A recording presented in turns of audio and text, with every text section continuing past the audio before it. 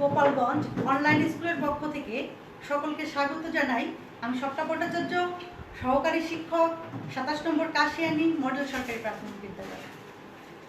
সুপ্রিয় শিক্ষার্থী বন্ধুরা, কেমন আছো তোমরা সবাই? নিশ্চয়ই সবাই ভালো আছো। আমি আজ আছি আমার চতুর্থ শ্রেণীর শিক্ষার্থী বন্ধুদের সাথে। তো আমার চতুর্থ শ্রেণীর শিক্ষার্থী বন্ধুরা নিশ্চয়ই সবাই খাতা, কলম, বই, মোবাইল সেট নিয়ে প্রস্তুত ক্লাস করার জন্য। আমিও প্রস্তুত তোমাদের সাথে থাকার জন্য। তো আসো বন্ধুরা, আমরা পাঠে চলে যাব। তো পাঠে চলে যাওয়ার আগে আমরা আনন্দঘন কিছু করলে কেমন হয়? খুব ভালো হয়, তাই না? আমাদের এই দেশটা খুব সুন্দর। আমরা এখনো দেখো, প্রাকৃতিক দুর্যোগ আমাদের দেশে কিন্তু খুব কম। আমাদের দেশ সত্যিই আমরা গর্বিত, আমরা এমন একটি দেশে জন্মগ্রহণ করেছি।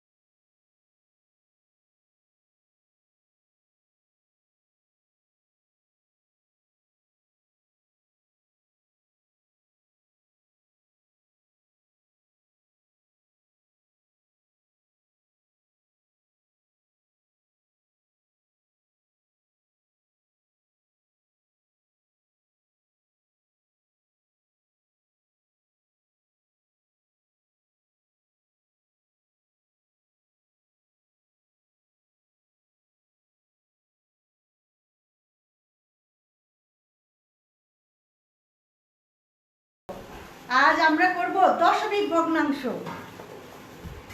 দশমিক ভগ্নাংশ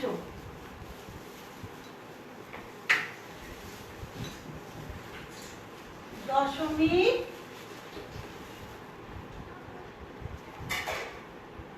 ভগ্নাংশ।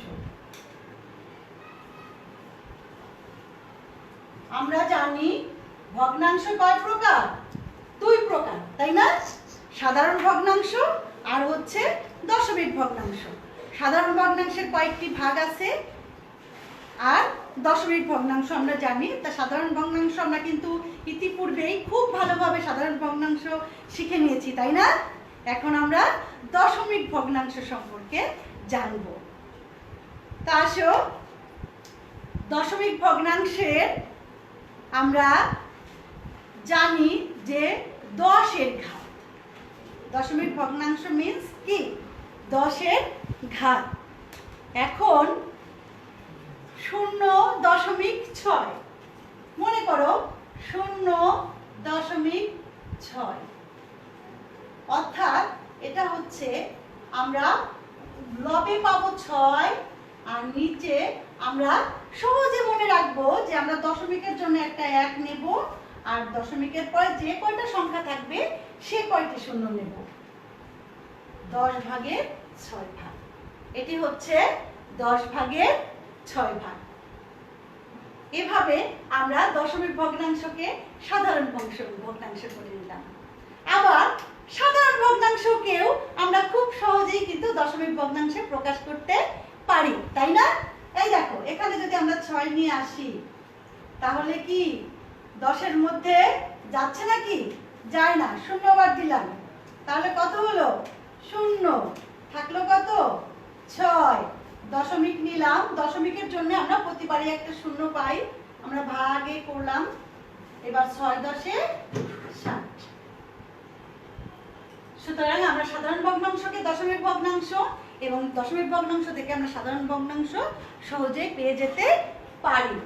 এখন আমরা একটা সমস্যা দেখব, এবং এই সমস্যা থেকে আমরা যে যে জিনিস প্রয়োজন, একদিনে তো আর পুরোটা শিখবো না, যতটুকু আমাদের আজকের সমস্যার জন্য প্রয়োজন আমরা ততটুকু শিখে নেব।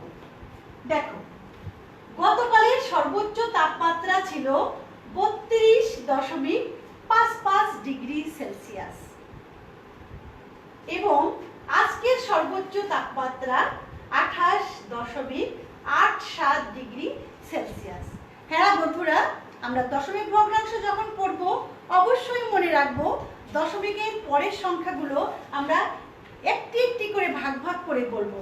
আমরা 32.55 বলবো না, কি বলবো? 32.55। হ্যাঁ, এখানে 32.55 ডিগ্রি সেলসিয়াস এবং আজকের সর্বোচ্চ তাপমাত্রা হচ্ছে 28.87 ডিগ্রি সেলসিয়াস।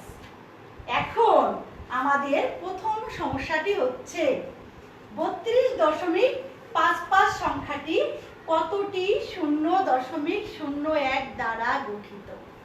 এ ধরনের সমস্যার সমাধান করতে গেলে আমরা কি করতে পারি? এখানে আমাদের খেয়াল করতে হবে যে ধরো 2.33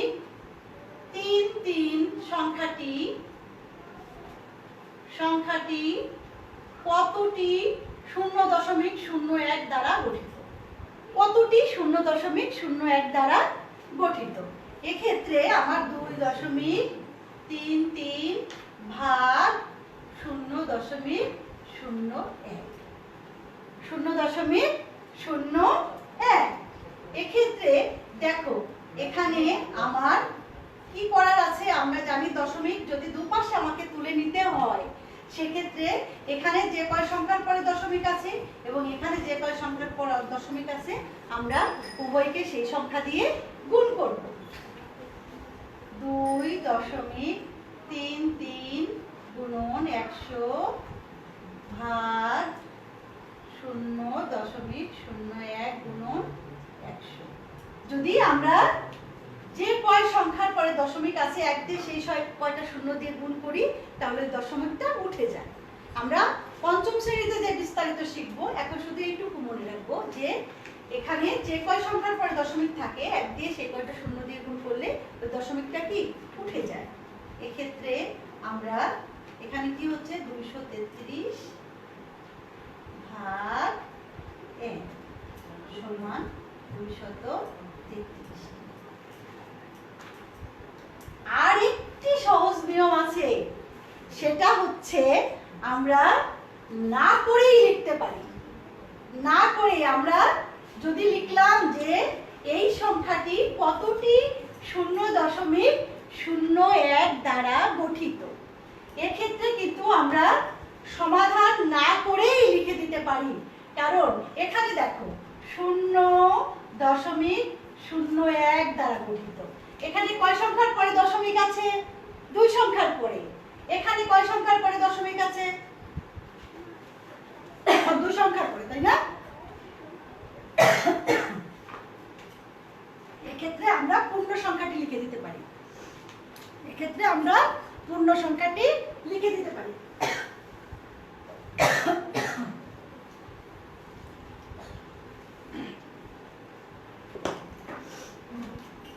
তো দেখো শিক্ষার্থী বন্ধুরা,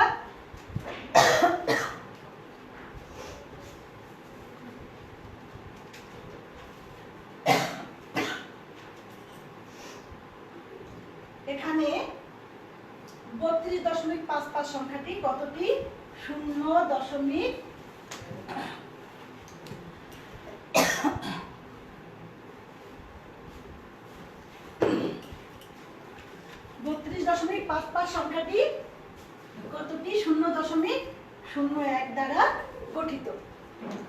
এক্ষেত্রে আমরা অবশ্যই খেয়াল করব যে এখানে কয় সংখ্যার পরে দশমিক আছে এবং এখানে কয় সংখ্যার পরে দশমিক আছে। ডান থেকে গুনবো, দশমিক সংখ্যা কিন্তু অবশ্যই আমরা ডান থেকে গুনবো। এখানে 2 সংখ্যার পরে দশমিক আছে, এখানে 2 সংখ্যার পরে দশমিক আছে।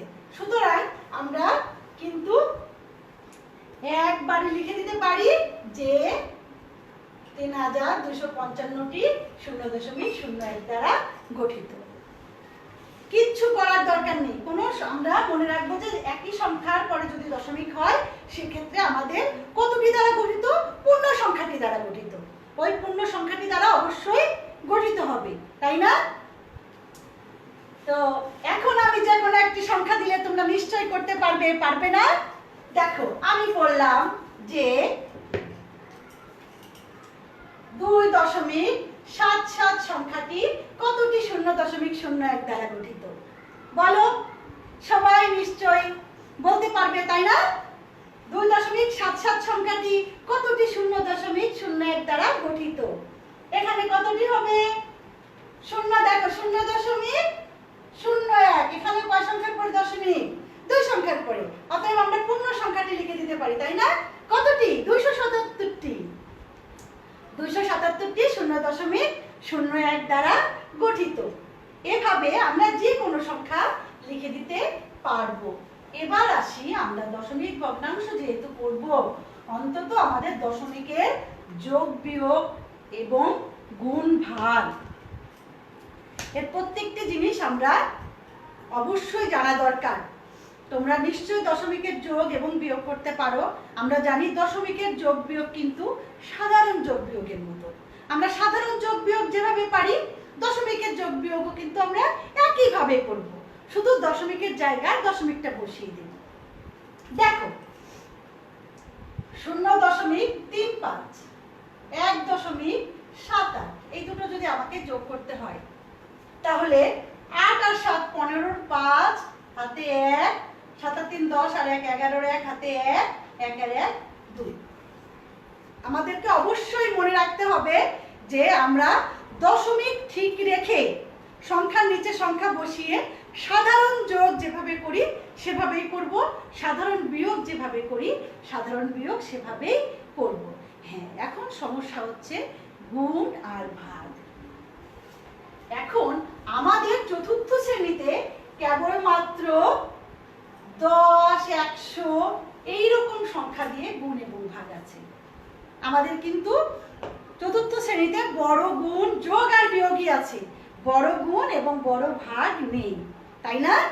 তো আমরা 10-এর গুণ ভাগটা আজকে শিখে নেই। খুব সুন্দর করে মনোযোগ সহকারে খেয়াল করো, দেখবে খুব সহজেই আমরা সমাধান করতে পারবো, অতি সহজে আমরা সমাধান করতে পারবো। দেখো, ধরো 2.55 সংখ্যাকে 10 দ্বারা গুণ এবং 2.55 সংখ্যাকে 10 দ্বারা ভাগ। এক্ষেত্রে শূন্যের গুণ এবং ভাগ দশমিকের খুব সহজ নিয়ম।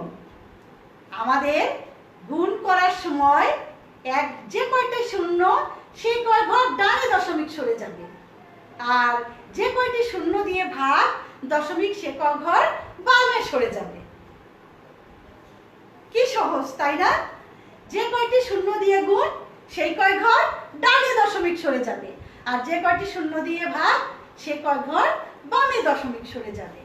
এক্ষেত্রে দেখো, শূন্য দিয়ে যখন গুণ তখন আমরা এখানে দশমিক ছিল, আমরা একটা শূন্য দিয়ে গুণ করছি, তখন এক ঘর ডানে দশমিকটা সরে যাবে। তাহলে কি হবে? 25.5। আর এখানে এক ঘর বামে দশমিক সরে যাবে, অর্থাৎ 0.255। এবার আমরা দশমিকের আগে একটা শূন্য বসিয়ে দিতে পারি, বসালেও হবে, না বসালেও কোনো সমস্যা নেই। এই শূন্যটা কি বলো তো? গয়না পড়ার মতো, পড়লে খুব সুন্দর দেখায়, না পড়লেও অসুবিধা নেই, তাই না? আমরা দশমিকের আগের ঘরটা খালি থেকে যায়, এজন্য এই ঘরে আমরা একটা শূন্য বসিয়ে দিলাম। এভাবে আমরা দশমিকের গুণ এবং ভাগ করতে পারি। এভাবে তোমরা আরো দুই একটি আমরা দেখবো, দেখি আমরা অন্য কোনো সংখ্যা দিয়ে পারি কিনা। যে কোনো সংখ্যা দিয়ে 10-এর গুণ এবং ভাগ আমরা এটাই আজকে শিখব।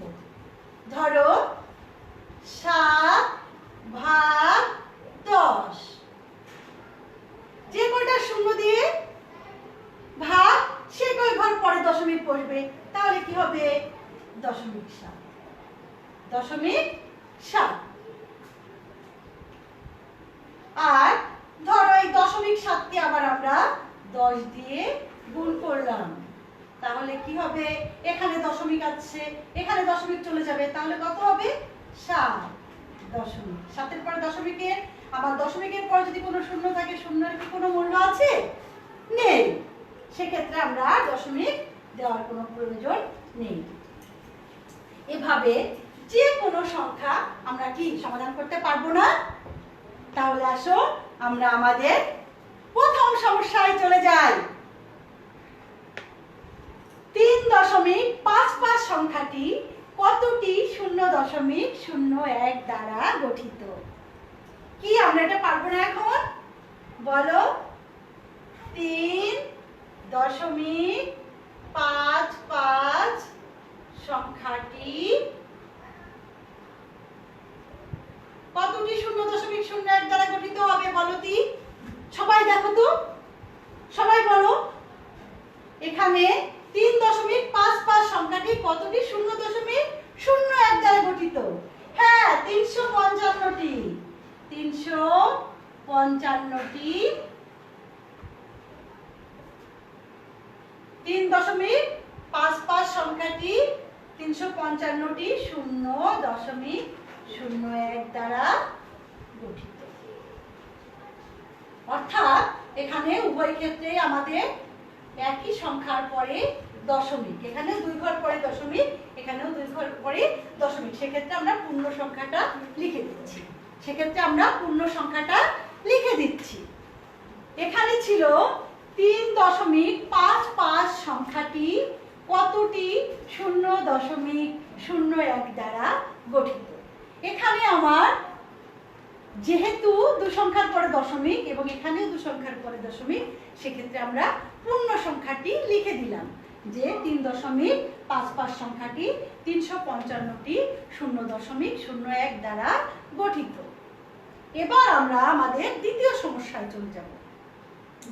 দ্বিতীয় সমস্যাটি আছে 28.87 সংখ্যাটিকে 10 দ্বারা গুণ এবং ভাগ করো। 28.87 সংখ্যাটিকে 10 দ্বারা গুণ এবং ভাগ করো।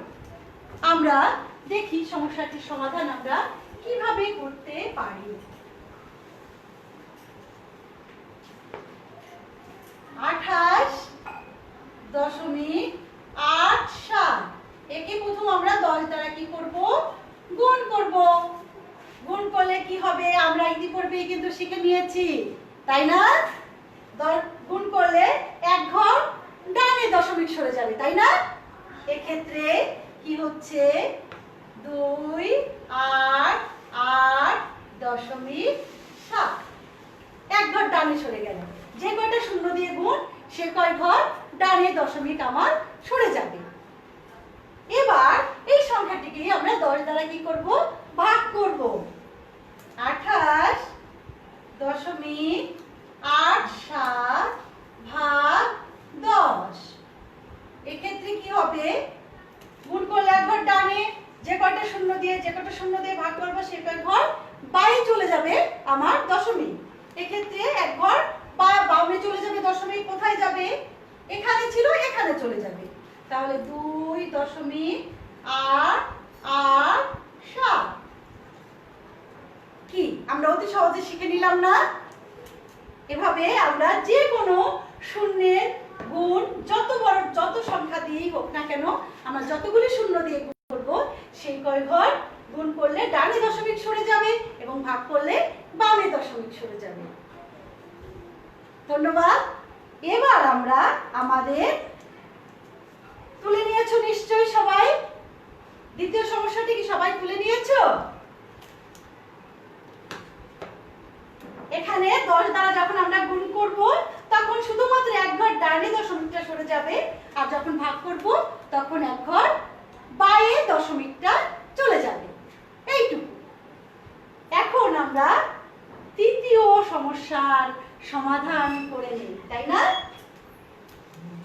দেখি আমাদের তৃতীয় সমস্যাটি কি আছে। আমরা আগে সমস্যাটি ভালো করে, আগেই বলেছি প্রথমে আমরা সমস্যাটি ভালো করে পড়ব, তাই না? তারপর অনুধাবন করে আমরা সমাধান করার চেষ্টা করব। গতকালের সর্বোচ্চ তাপমাত্রা ছিল 32.55 ডিগ্রি সেলসিয়াস এবং আজকে সর্বোচ্চ তাপমাত্রা 28.87 ডিগ্রি সেলসিয়াস। গতকালের সর্বোচ্চ তাপমাত্রা ছিল 32.55 ডিগ্রি সেলসিয়াস এবং আজকে সর্বোচ্চ তাপমাত্রা 28.87 ডিগ্রি সেলসিয়াস।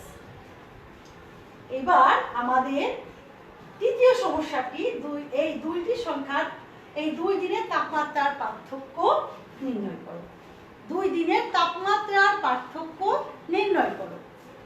পার্থক্য বললে আমরা আগেই জানি, পার্থক্য বললে কি করতে হবে? হ্যাঁ, বিয়োগ করতে হবে। তাহলে আমরা গত দিনের তাপমাত্রা কত ছিল? গতকালের তাপমাত্রা ছিল, গতকালের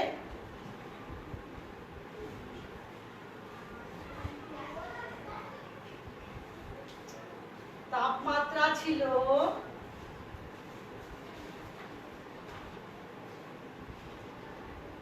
32.55 ডিগ্রি সেলসিয়াস। আমার জায়গা কম, আমি সংক্ষেপে সি দিয়ে সেলসিয়াস লিখলাম, তোমরা পূর্ণটা লিখে দিবে। এবং আজকের সর্বোচ্চ তাপমাত্রা, আজকের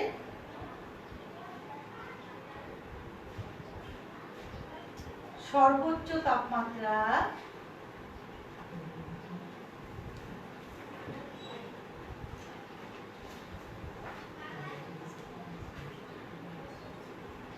তাপমাত্রা 28.87 ডিগ্রি সেলসিয়াস। এখন এই 2 দিনের তাপমাত্রার পার্থক্য নির্ণয় করতে হবে। 2 দিনের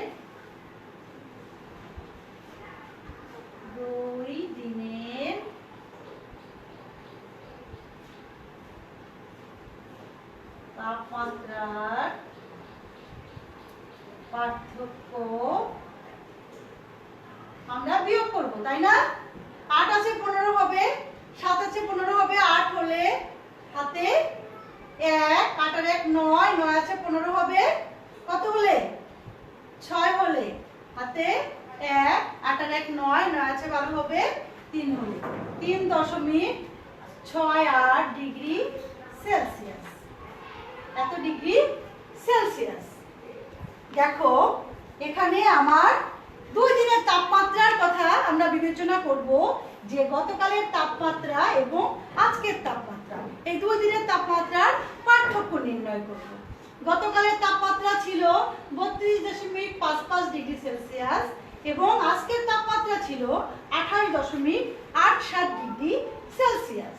এই 2 দিনের তাপমাত্রার পার্থক্য আমরা বিয়োগ করলাম 3.68 ডিগ্রি সেলসিয়াস। তো অনুরূপভাবে আমরা যদি আরেকটি সমস্যা তোমাদেরকে দেই, তোমরা নিশ্চয়ই সমাধান করতে পারবে না? দেখি আমরা আরেকটি অনুরূপ সমস্যার সমাধান। তোমরা কি নিশ্চয়ই এটা তুলে নিয়েছো? এতক্ষণে নিয়েছো? আমরা অনুরূপ একটি সমস্যা বাড়িতে করব এবং সমাধান করে দ্রুত মেসেঞ্জার বক্সে জমা দিয়ে দিব।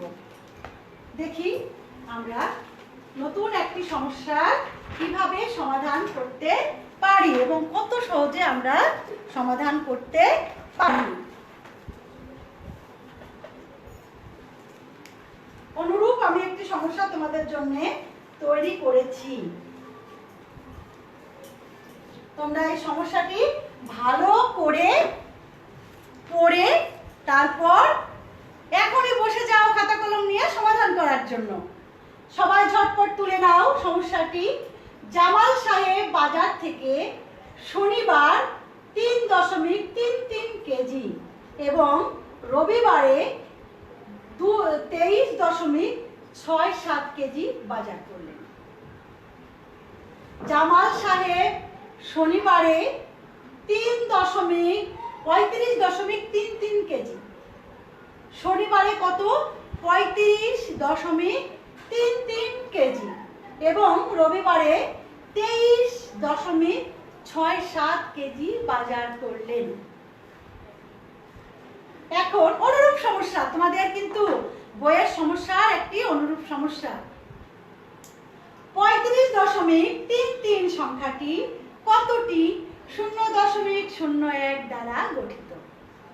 35.33 সংখ্যাটি কতটি 0.01 দ্বারা গঠিত? দ্বিতীয় সমস্যা, 23.67 সংখ্যাটিকে 10 দ্বারা গুণ এবং ভাগ করো। 23.67 সংখ্যাটিকে 10 দ্বারা গুণ ও ভাগ করো। তুলে নাও। আবার বলি, 23.67 সংখ্যাটিকে 10 দ্বারা গুণ ও ভাগ করো। এবারে তৃতীয় সমস্যা, তিনি 2 দিনে মোট কত কেজি বাজার করলেন?